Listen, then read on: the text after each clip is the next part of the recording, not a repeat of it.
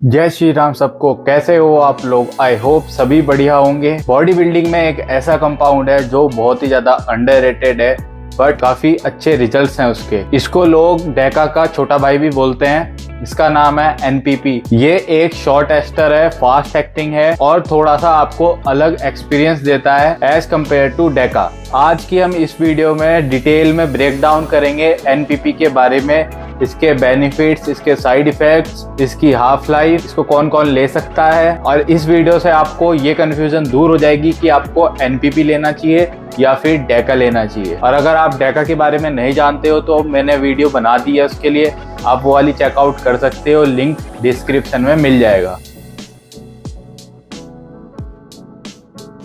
NPP का full form होती है नैंड्रोलोन फिनाइल प्रोपेनेट। ये आपका एक शॉर्ट एस्टर होता है और फास्ट एक्टिंग होता है as compare to Deca. Deca की हाफ लाइफ ज्यादा होती है और इसकी हाफ लाइफ बहुत कम होती है। जैसे टेस्टोस्टेरोन एनेंथेट और टेस्टोस्टेरोन प्रोपेनेट में डिफरेंस होता है, ऐसे ही इनमें हाफ लाइफ का डिफरेंस है। मतलब आपका डेका और एनपीपी का कंपाउंड तो सेम है, बस आपका एस्टर अलग अलग हो जाते हैं।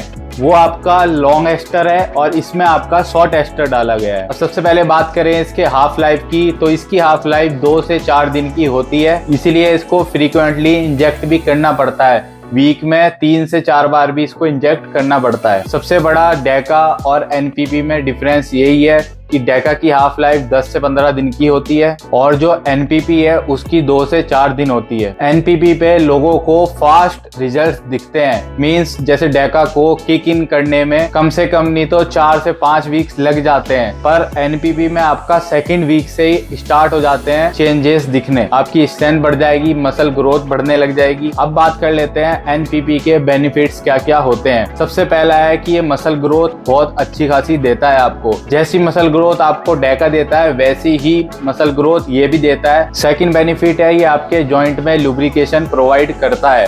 अगर आपके जॉइंट्स में थोड़ी भी प्रॉब्लम आती है तो आप इसको यूज कर सकते हो एज अ बॉडी बिल्डर। बहुत सारे बॉडी बिल्डर इसको भी यूज करते हैं डेका की जगह, वो मैं आगे बताऊंगा क्यों। थर्ड बेनिफिट है इसके साथ में स्ट्रेंथ इंक्रीज होती है और आपको अच्छी खासी दिखने लग जाएगी कि स्ट्रेंथ 2 से 3 वीक्स में ही बढ़ने लग जाती है आपकी। फोर्थ बेनिफिट है कि आपकी रिकवरी फास्ट कर देता है, जिससे कि आप वर्कआउट के बाद बहुत अच्छे से रिकवर कर पाते हो और आपकी मसल ग्रोथ उससे ही ज्यादा होती है। फिफ्थ बेनिफिट है और इसी बेनिफिट की वजह से बॉडी बिल्डर्स इसी को प्रीफर करते हैं डेका की जगह, क्योंकि ये वाटर रिटेंशन बहुत कम करता है as compare to Deca. Deca के साथ में आपकी वाटर रिटेंशन ज्यादा होती है, जिससे कि आपको बीपी के इश्यूज भी आ जाते हैं उसके साथ में। बट इसके साथ में बीपी के इश्यूज तो आते हैं बट बहुत ही कम लेवल पे आते हैं, क्योंकि ये वाटर रिटेंशन कम करता है और आपको लीन मसल मास ही देगा। और यही कारण है कि बॉडी बिल्डर एनपीपी को चूज करते हैं डेका की जगह। अब बात कर लेते हैं साइड इफेक्ट्स के बारे में। सबसे पहला साइड इफेक्ट है कि ये आप में एस्ट्रोजन लेवल्स बढ़ा देता है, मतलब ये एस्ट्रोजन में कन्वर्ट होता है। बट इसमें एक कैच है। कैच ये है कि आपका एस्ट्रोजन में तो कन्वर्ट होता ही है, साथ में प्रोजेस्टिन में भी कन्वर्ट होता है और प्रोलैक्टिन में भी कन्वर्ट होता है ये। इसी वजह से इसके साथ में आपको प्रोलैक्टिन भी देखना पड़ता है और प्रोजेस्टिन के लेवल्स भी देखने पड़ते हैं।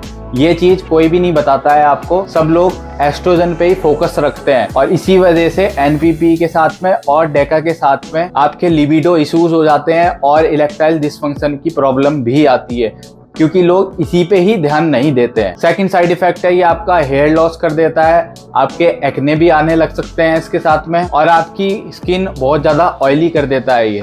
अगर पहले से किसी की ऑयली स्किन है, जैसे मेरे बहुत ज्यादा ऑयल निकलता है स्किन से, तो ये उस चीज को डबल ट्रिपल कर देता है। फोर्थ साइड इफेक्ट है, खैर ये तो सबको ही पता है कि ये नेचुरल टेस्टोस्टेरोन को सप्रेस करता है। फिफ्थ साइड इफेक्ट है जो कि हर एनाबॉलिक के साथ में आता है, वो है हार्ट हेल्थ खराब कर देता है। एचडीएल को सप्रेस कर देता है और एलडीएल को बढ़ा देता है, जो कि आपका बैड कोलेस्ट्रॉल को बढ़ाता है ये, जिसकी वजह से आपको क्लॉटिंग के इश्यूज आ सकते हैं। और इसके साथ में आपका आरबीसी काउंट और साथ में आपका ब्लड ठीक भी हो जाता है इसके साथ में, तो उसको भी आपको मॉनिटर करना पड़ता है ब्लड टेस्ट के थ्रू। अब बात करें इसके इंजेक्शन फ्रीक्वेंसी की, तो इसके साथ में आपको हर दूसरे तीसरे दिन में इंजेक्ट करना पड़ता है, क्योंकि ये शॉर्ट एस्टर है तो इसकी हाफ लाइफ 2 से 4 दिन की ही होती है और इसी वजह से आपको इसको फ्रीक्वेंटली इंजेक्ट भी करना पड़ता है। और इसी वजह से कुछ लोग एनपीपी की जगह डेका पे जाते हैं। तो अगर आप चाहते हो कि बार बार इंजेक्ट ना करूं तो आप डेका लगा सकते हो, और अगर आप बार बार इंजेक्ट कर सकते हो तो आपके लिए एनपीपी ज्यादा बेटर है।